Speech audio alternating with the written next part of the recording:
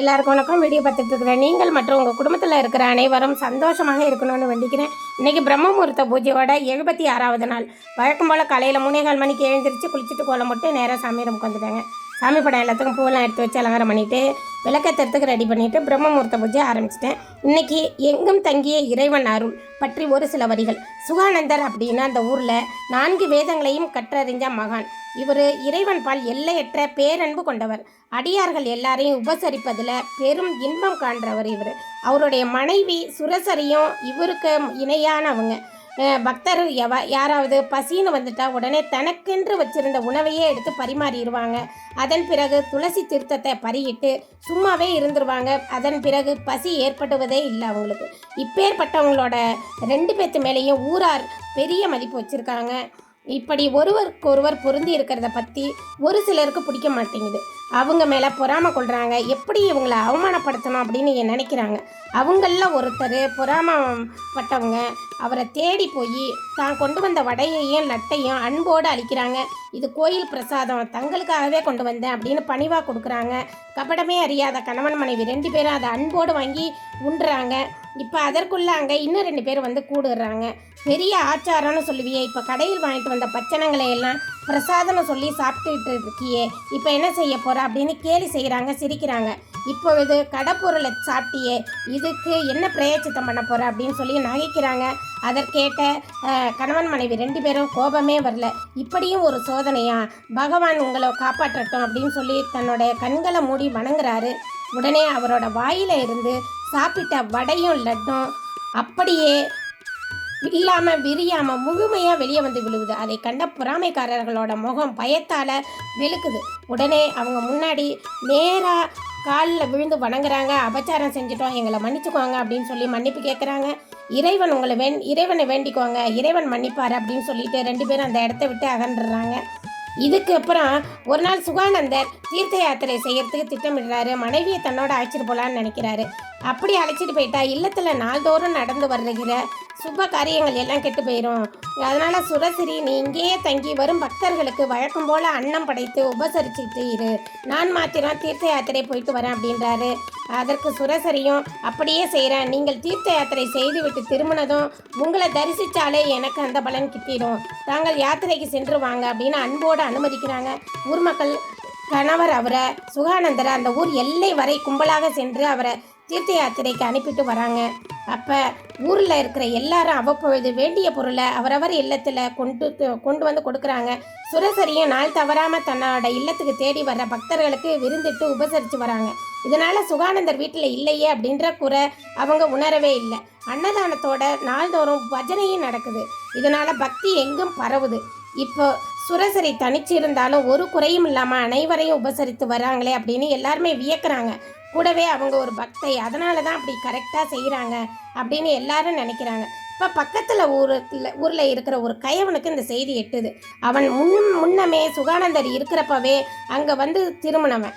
இப்போ சுரசிரி தனியாக இருக்கிறாங்களே, அவங்கள்ட்ட தனியாக பேசி மகிழணும் அப்படின்னு அவனுக்கு முன்னாடியிலேருந்தே இருக்குது. இப்போ சுகானந்தர் இல்லை அப்படின்றதால இந்த வாய்ப்பை பயன்படுத்திக்கணும் அப்படின்ட்டு நேராக கிளம்பி வரான். அதிதி பூஜையும் செஞ்சு வராங்க அப்படின்னு கேள்விப்பட்ட உடனே அவனுக்கு ஒருவித பூரிப்பு ஏற்படுது. சந்தோஷத்தில் துள்ளி குதிக்கிறான். உடனே உண்மையான பக்தன் போல வேஷமிட்டுக்கிட்டு வரான். கையில் இருந்த பீஷா பாத்திரத்தில் சங்கு சக்கர யோசைகள், மடி செஞ்சி முதலியவையோட ஓம் ஸ்ரீராம் ஜெயராம் ஜெய ஜெயராம் அப்படின்னு கோஷத்தோட மெய் மறந்தவன் போல அந்த வீட்டு வழியாக வரான். சுரசிரியோ கபடமே இல்லாதவங்க. அவனை நெஜ பக்தன் அப்படின்னு சொல்லி உடனே அவனுக்கு அமுதிட்டு பிரதட்சணை நமஸ்காரங்கள்லாம் செஞ்சு, தேவரீர் இன்று எங்கள் கிரகத்தில் தங்கி எங்களோட பூஜையை ஏற்றுக்கணும் அப்படின்னு சொல்லி வேண்டுறாங்க. அவன் விரும்பியதும் அதுதானே, அதனால் அப்படியே ஆகட்டும்னு ஒத்துக்கிறான். உடனே அவனை உள்ளே அழைச்சிட்டு போய் விசிறியும் தீர்த்தமும் அளித்து உபசரித்து சமையலறையை நாடி செல்கிறாங்க சுரசரி. அப்போ அந்த கள்ள பாகவதன் வீடு முழுவதையும் ஒரு முறை தன் கண்களால் துழாவுறான். எங்கே என்னென்ன இருக்குது அப்படின்றத ஒரு நொடியில் எடை போடுறான். அதற்குள்ளே சுரசரி சமையலை முடிச்சுக்கிட்டு வராங்க. ஒரு பெரிய இலையை போட்டு வகை வகையாக பரிமாறுறாங்க. வயிறு முட்டை சாப்பிட்றான். பின்ன சிரம பரிகாரம் செஞ்சு கொள்ள அவனுக்கு தெரு திண்ணையில் பாய் விரித்து ஏற்பாடு பண்ணுறாங்க. மிகவும் குளிராக இருக்குது, வீட்டுக்குள்ளேயே அனுமதித்தா தேவலை, அதற்கென்ன அப்படியே செய்கிறேன் அப்படின்னு சொல்லி சுரசரி செய்கிறாங்க. அவன் எதிர்பார்த்தது போல் நடக்க உள்ளுக்குள்ளே ஒரே சந்தோஷத்தில் இருக்கான். வெளியில் காட்டிக்காமல் நமஸ்காரம் செஞ்சுக்கிட்டு படுத்திருக்கான். வீட்டின் இடைவழியில் படுத்து உறங்குவது போல் நடிக்கிறான். சுரசரி எப்பொழுது வீட்டு வேலையை முடிச்சுக்கிட்டு தூங்க போவாங்க அப்படின்னு எதிர்பார்த்துக்கிட்டு இருக்கான்.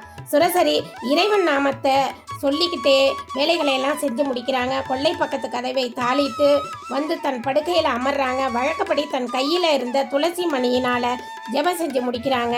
இப்போ வீட்டில் என்னதான் பக்தனாக இருந்தாலும் அந்நிய புருஷன் ஒருத்தன் தங்கியிருக்கானே, தான் வழக்கமான படுக்கிற படுக்கையில் அருகில் இருக்கிற மாதிரி அவங்களுக்கு தோணவும் சிறிது நேரம் கழித்து எழுந்து தூரத்தில் இருக்கிற ஒரு விரிப்பில் போய் படுத்துக்கிறாங்க. சுரசரி முதல்ல படுத்த படுக்கையை கவனிச்சுக்கிட்டு இருந்தது அந்த கள்ள பாகவதன் சற்று லேசாக கண்ணா இருந்துட்டான். நள்ளிரவு வேளையில் ஏதோ ஒரு ஓசை கேட்டு விழிக்கிறாங்க சுரசரி. அந்த கள்ளன் தான் முதல்ல படுத்திருந்த படுக்கையை நோக்கி மெதுவாக வர்றதை பார்க்குறாங்க. அவன் அந்த கட்டில் நெருங்கினதுமே அதில் ஒரு வரிப்புலி படுத்திருக்கிறத பார்த்து திடுக்கிடுறான். உர் அப்படின்ற உருமலோட கட்டில விட்டு குதிக்குது புலி.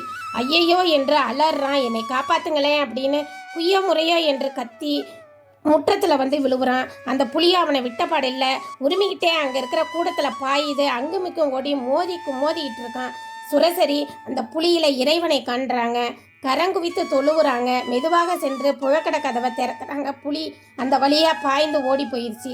இப்போ இந்த கல்லணம் மோதினதில் உடலில் ரத்தம் காயப்பட்டு, தாயே என்னை மன்னிச்சிருங்க, உங்களோட கற்பின் பெருமையை தவறாக எடை போட்டுட்டேன், என்னை காப்பாற்றுங்க அப்படின்னு கதறான். சுரசரி தன் கணவனை மனதால் நினச்சி மன்னிக்கிறாங்க. அதற்குள்ளே பளபளன்னு விடிஞ்சிருச்சு. அவனை வெளியே அனுப்ப வாசல் கதவை திறக்கிறாங்க. அந்த கள்ளன் வெளியேறி கொண்டு இருக்கைக்குள்ளேயே இப்போ தீர்த்த யாத்திரை சென்றிருந்த கணவன் வீடு திரும்புகிறாரு. சுரசரி நடந்ததை சொல்கிறாங்க. செய்திகளையெல்லாம் கேட்டு இறைவனது கருணையை வியந்தவாறு மென்மேலும் பக்தி செய்வதிலேயே தன்னுடைய காலத்தை கழிக்கிறாரு சுகானந்தர். சுரசரியும் அவருக்கு வாழ்க்கையில் உறுதுணையாக நிற்கிறாங்க.